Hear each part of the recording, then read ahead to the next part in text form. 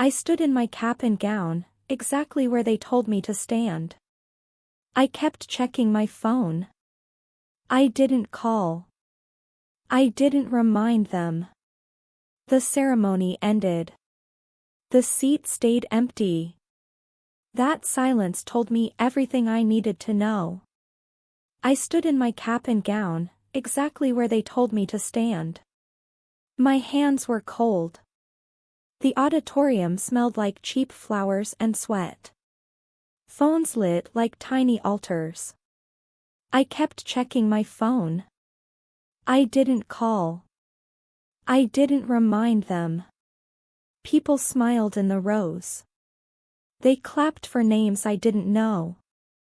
My name echoed and then faded. The seat beside me stayed empty. Someone shifted. No one moved. Silence filled the space where a person should have been. In that silence I understood what I had been waiting for. It was not the absence I expected. The ask was small. I needed a ride to the clinic. My car was in the shop. The appointment was early. It was one of those things you tell the people closest to you and they say, of course. I told them the time. I told them the address. I said, I'll be quick. I believed them because I had always believed them. They said yes. They said it like it was nothing. We'll be there, someone said in a voice that sounded like a promise. I pictured the back seat, the radio low, the way they would hand me a coffee. I pictured the small relief of not having to call a cab. I pictured them waiting in the parking lot with the engine idling. That image kept me calm enough to breathe. The refusal came like a text. Not a call. Not a knock. A line of words that fit in a notification bubble and then disappeared. Can't make it. Something came up. No details. No apology. No offer to reschedule. The tone was casual, like canceling brunch. I read it twice. I waited for a follow-up. None came. When I asked, the answers were thin. We had to handle something. It's complicated. You know how it is. The people who had promised shrugged in the way people do when they want to be done with a conversation. One of them said, "We thought you'd be fine." Another said, "We didn't want to bother you." They said it in the break room, over coffee, with other people listening. No one looked at me. No one offered to change their plans. The refusal landed and then everyone moved on. It wasn't the first time. There were small cuts that had added up. The time I stayed late at work and no one noticed I was gone. The time my name was left off the email chain and a decision was made without me. The time they laughed at a joke that was about me and then pretended it wasn't. Each one was a tiny omission. Each one was a choice to make my life easier to ignore. Flashbacks came in short, sharp images. A birthday dinner where the cake arrived and no one sang. A meeting where my idea was repeated and praised when someone else said it. A family photo where I was cropped to the edge. A group chat where plans were made and I was not included. They were small scenes, quick as a blink, but they stacked until they made a shape I could not unsee. I tried to speak once. I said, "I need help with this." I said it quietly, like a request, not an accusation. The reply was a list of reasons why it was inconvenient. "We're busy. We have plans. It's not a good time." The words were polite. The meaning was clear. I was not a priority. The room filled with other people's schedules and the weight of their convenience. After that I stopped asking. Not because I forgave them. Not because I wanted to be brave. I stopped because asking felt like handing them another chance to choose comfort over me. I learned to measure my needs against their willingness and then shrink my needs until they fit. I learned to make plans that didn't rely on them.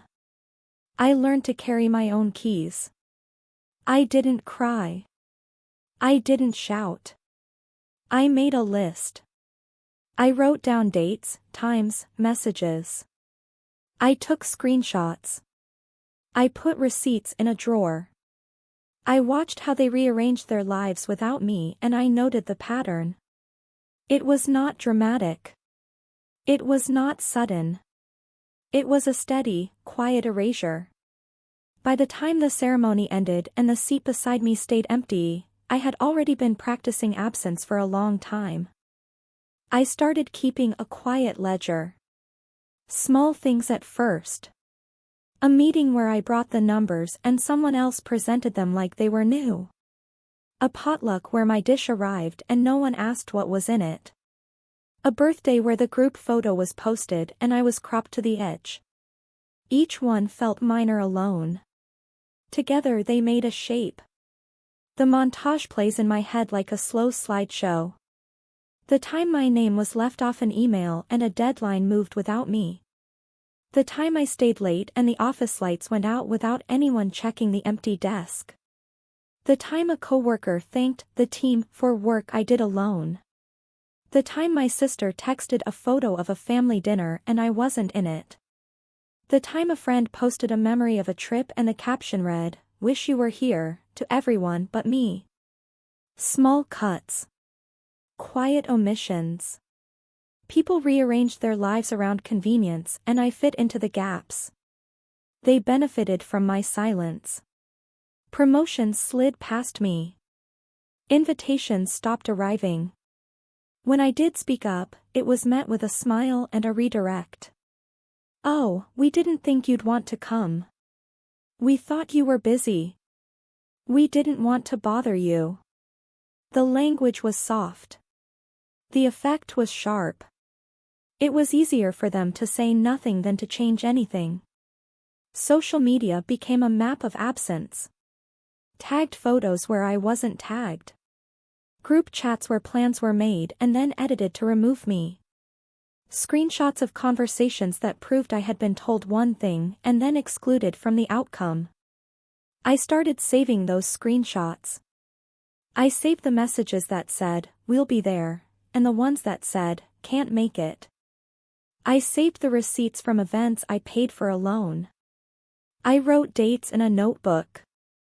I dated the small betrayals so they would not blur together. I stopped explaining myself. I stopped asking why. Instead I watched. I learned the rhythms of their convenience. I noticed who called when it was easy and who didn't call when it was hard. I noticed who showed up for the parts of me that were useful and who left when I needed something small. Observation replaced pleading. Documentation replaced hope. That shift felt less like a plan and more like a settling. I was tired of being surprised. I was tired of pretending absence was accidental. So I stopped pretending. I stopped volunteering my time and my presence. I stopped making myself available for the parts of their lives that required no effort. I began to keep my distance and my records. I became an observer of my own life. The audacity came on a Tuesday. They asked me to cover a shift, pick up a favor, sign a form. After everything. After the nights I sat up waiting. They asked as if nothing had happened. The tone was casual. The ask was small but specific. Pay the fee. Sit in for a meeting. Give a reference. It would cost time, money, or emotional labor. It would have been easy if they had ever been easy for me. I read the message twice. I felt the old reflex, reach, explain. I felt the muscle memory of saying yes. But something had shifted. I had a list. I had dates. I had screenshots. I had a ledger of small refusals that added up. I had practiced absence. So I typed 2 words. No flourish. No explanation. No plea. I can't. The words sat in the chat like a closed door. Their reaction was immediate. Surprise. Then offense. After everything, someone wrote. We thought you'd help. A cousin called, asking why. A friend sent a long message about loyalty and obligation. People I expected to understand tried to guilt me into availability. They sent reminders of favors they had done. I did not answer. They tried to pull me back with stories of shared history. They sent photos from years ago. They tagged me in posts about family. They asked mutual friends to reach out. But I had already closed the door. I muted threads. I archived messages. I stopped opening the group chat. I let calls go to voicemail. Their confusion proved the point. They acted like my refusal was a glitch, like I would revert to the old setting if prompted. But I did not. I kept my silence. I kept my boundary. It was not dramatic. It was not loud. It was final. Their messages piled up like receipts on a counter, urgent and small. I watched them scramble to explain. None of it changed the ledger or me anymore. The silence lasted longer than I expected. Weeks turned into months. Messages went unread. Birthdays passed with polite posts and no direct calls. They didn't call to check. They didn't call to apologize. They didn't call at all. The absence was not dramatic, it was ordinary. That ordinary made the point. Then things began to fray in the ways systems do. The person who had promised to co-sign missed a payment and their credit hiccuped. The loan they'd bragged about became a problem they had to fix. The small favors they'd relied on, rides, references, last-minute covers, started to cost them time and money. An insurance claim they'd assumed would be routine stalled because paperwork was incomplete. HR filed a note that made a promotion harder to justify. A vendor stopped returning calls after invoices went unpaid. None of it was my doing. None of it was dramatic. It was paperwork and deadlines and interest rates catching up to choices. I heard about it in fragments. A mutual friend mentioned a late fee. A coworker forwarded an email with a CC I wasn't on. A cousin texted a screenshot of a message thread where someone else was suddenly asking for help. The news came through third parties, like weather reports about a storm I had chosen not to stand in. I felt nothing sharp. I felt the flat, steady relief of distance. There was one brief encounter in a grocery aisle. They smiled like nothing had changed and asked how I was. I said, "I'm fine," and kept walking. No explanations. No lectures. No performances. Just the quiet of someone who had already closed the door.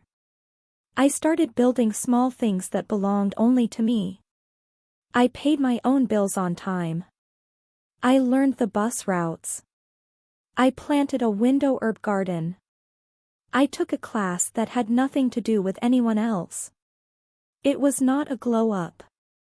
It was a slow, practical rearrangement of my life so it fit me better. Months later, when someone asked why I hadn't come back, I thought of the empty seat in the cap and gown. I thought of the ledger in my drawer. I thought of how easy it had been for them to choose comfort over me. I didn't need to explain. I didn't need to prove anything. I had my quiet life, and that was enough.